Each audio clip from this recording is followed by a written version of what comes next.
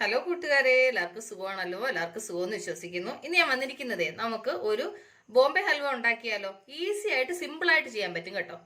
അപ്പൊ നമുക്ക് ഇത് എങ്ങനെ ഉണ്ടാക്കുന്നതെന്ന് നോക്കാം. അതിന് മുമ്പായിട്ട് എന്റെ കൂട്ടുകാർ ആദ്യമായിട്ടാണ് എന്റെ വീഡിയോ ചാനൽ കാണുന്നതെന്ന് പ്ലീസ് എല്ലാവരും ചാനൽ സബ്സ്ക്രൈബ് ചെയ്യണം കേട്ടോ. സബ്സ്ക്രൈബ് ചെയ്യണം, അതുപോലെ തന്നെ ബെല്ലേക്കും പ്രസ് ചെയ്തിട്ട് ഓളന്ന് കൊടുത്താലേ ഞാൻ ഡെയിലി ഇടുന്ന വീഡിയോ നോട്ടിഫിക്കേഷൻ കിട്ടത്തുള്ളൂ. അപ്പൊ നമുക്ക് ഇത് എങ്ങനെ ഉണ്ടാക്കുന്നത്, ഇതിന് വേണ്ടുന്ന സാധനങ്ങൾ എന്തൊക്കെയാണെന്ന് നോക്കാം.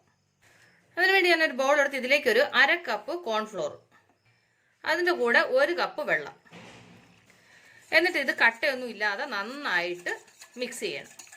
കണ്ടില്ല? അപ്പോൾ നന്നായിട്ട് മിക്സ് ചെയ്തു. ഇനി ഇത് ഇവിടെ ഇരിക്കട്ടെ. അത് കഴിഞ്ഞൊരു പാൻ അടുപ്പ് വെച്ച് ഇതിലേക്ക് 1 കപ്പ് പഞ്ചസാര, ഇതിൻ്റെ കൂടെ 1 കപ്പ് വെള്ളം.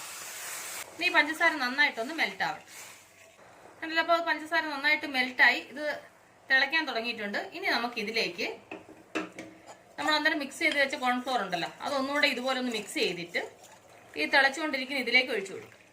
എന്നിട്ട് ഇത് തീ കുറച്ച് വെച്ചിട്ട് ഇത് നന്നായിട്ട് കുറുവണം. അപ്പോൾ അത് നന്നായിട്ടൊന്ന് കുറുവട്ടെ. തീ കുറച്ച് വെച്ചിട്ട് വേണം ഇളക്കാൻ, അല്ലെന്നുണ്ടെന്നുണ്ടെങ്കിൽ വേഗം കട്ടിയായി പോകും. കണ്ടിന്യൂസ് ആയിട്ട് ഇളക്കിക്കൊണ്ടേ ഇരിക്കണം. കണ്ടില്ല? അപ്പോൾ ഇത് കുറേശ്ശെ കുറുവാൻ തുടങ്ങിയിട്ടുണ്ട്. ഇനി നമുക്ക് ഇതിലേക്ക് ഒരു ഡ്രോപ്പ് ഫുഡ് കളർ ചേർത്ത് കൊടുക്കാം. എന്നിട്ട് നന്നായിട്ട് മിക്സ് ചെയ്യും.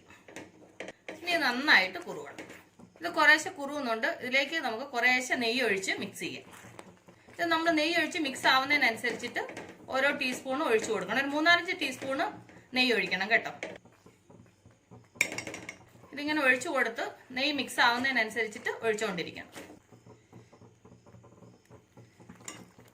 ഇത് നെയ്യ് നന്നായിട്ട് ഒഴിച്ചു കൊടുത്തെങ്കിലേ, എന്ന് വെച്ചാൽ ഒരുപാട് വേണ്ട, ഒരു 3-4 ടീസ്പൂൺ ഒഴിച്ചാൽ മതി കേട്ടോ. ഇനി ഇത് നമുക്ക് നന്നായിട്ട് ഇത് പാനിൽ നിന്ന് വിട്ട് വരണം, അതുപോലെ ഡ്രൈ ആവണം. ഇതിന്റെ കൂടെ കുറച്ച് അണ്ടിപ്പരിപ്പും കുറച്ച് പിസ്തായും കൂടെ ചെറുതായിട്ട് അരിഞ്ഞതാ കേട്ടോ, അത് ഇതിലേക്ക് ഇട്ട് കൊടുക്കാം. എന്നിട്ട് അതും കൂടി ഇതിന്റെ കൂടെ നന്നായിട്ട് മിക്സ് ചെയ്യണം. ഇത് പാനിനകത്ത് നന്നായിട്ട് വിട്ട് വരുന്നത് പോലെ ഡ്രൈ ആവണം. ഉണ്ടല്ലേ? അപ്പോൾ നമ്മളുടെ ഈ ഹൽവ റെഡി ഉണ്ട്. ഈ ഒരു പരുവത്തിൽ വേണം വരാനാട്ടോ. ഉണ്ടോ? നമ്മളിതിങ്ങനെ എടുക്കുന്ന സമയത്ത് ഇതുപോലെ വീഴണം. അതുപോലെ തന്നെ നമ്മൾ എടുക്കുന്ന പാനിൽ നിന്ന് ഇതിങ്ങനെ ഇതുപോലെ വിട്ട് വരണം കേട്ടോ. ഈ ഒരു പരുവത്തിൽ വേണം റെഡി ആവാൻ. ഇനി നമുക്ക് സ്റ്റൗ ഓഫ് ചെയ്യാം. എന്നിട്ട് ഇതുപോലെ ഒരു കേക്ക് ഉണ്ടാക്കുന്ന പാത്രത്തിൽ, നിങ്ങളുടെ ഇങ്ങനത്തെ പാത്രം ഇല്ലെന്നുണ്ടെന്നുണ്ടെങ്കിൽ നിങ്ങൾ ഒരു സ്റ്റീൽ പാത്രത്തിനകത്ത് കുറച്ച് നെയ്യ് തൂത്താൽ മതി കേട്ടോ. അപ്പോൾ ഞാൻ ഈ പാത്രത്തിനകത്ത് ഇപ്പോൾ ഓൾറെഡി കുറച്ച് നെയ്യ് തൂത്തിട്ടുണ്ട്. ഇനി നമുക്ക് ഈ റെഡി ചെയ്ത് നമുക്ക് ഇതിലേക്ക് ഒഴിച്ചു കൊടുക്കാം. എന്നിട്ട് ഇത് നന്നായിട്ട് ലെവൽ ചെയ്യണം. കണ്ടല്ലോ? അപ്പോൾ ഈ പാത്രത്തിലോട്ട് ഒഴിച്ചു കൊടുത്തു. ഇനി ഇതൊരു 2 മണിക്കൂർ നന്നായിട്ട് ഇതൊന്ന് തണുക്കട്ടെ. തണുത്ത് കഴിഞ്ഞിട്ട് നമുക്കിത് കട്ട് ചെയ്തെടുക്കാം. കണ്ടല്ലോ? അപ്പോൾ നന്നായിട്ട് തണുത്തിട്ടുണ്ട്. ഇനി നമുക്കിത് ഇതിൽ നിന്നൊന്ന് ഇളക്കിയെടുക്കാം. ഇനി ഇതൊരു പാത്രത്തിലോട്ട് വെച്ചിട്ട് ജസ്റ്റ് ഇതൊന്ന് തട്ടാം. നമുക്കിതിന് ഇളക്കിയെടുക്കാം. കണ്ടില്ലേ? ഇനി നമുക്കിത് ചെറിയ പീസായിട്ട് കട്ട് ചെയ്യാം. കണ്ടില്ലേ?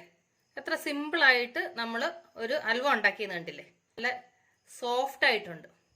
അപ്പം എൻ്റെ കൂട്ടുകാർക്ക് ഞാൻ നിങ്ങളുമായിട്ട് ഷെയർ ചെയ്ത ഈ ഹൽവ റെസിപ്പി നിങ്ങൾക്ക് എല്ലാവർക്കും ഇഷ്ടപ്പെട്ടാണെന്ന് വിശ്വസിക്കുന്നു. നിങ്ങളെല്ലാവരും ട്രൈ ചെയ്യണം കേട്ടോ. നിങ്ങളെല്ലാവരും ട്രൈ ചെയ്യണം. ട്രൈ ചെയ്ത് നിങ്ങൾക്ക് ഇഷ്ടപ്പെട്ടാൽ നിങ്ങളുടെ ഫ്രണ്ട്സിന് ഷെയർ ചെയ്യുക, ലൈക്ക് ചെയ്യുക, വാല്യുബിൾ കമൻസ് ഇടുക. നാളെ നമ്മൾ രുചികരമായ പുതിയ വീഡിയോയും പുതിയ റെസിപ്പിയുമായിട്ടാണ് നമ്മൾ വീണ്ടും കാണും വരെ. ബൈ.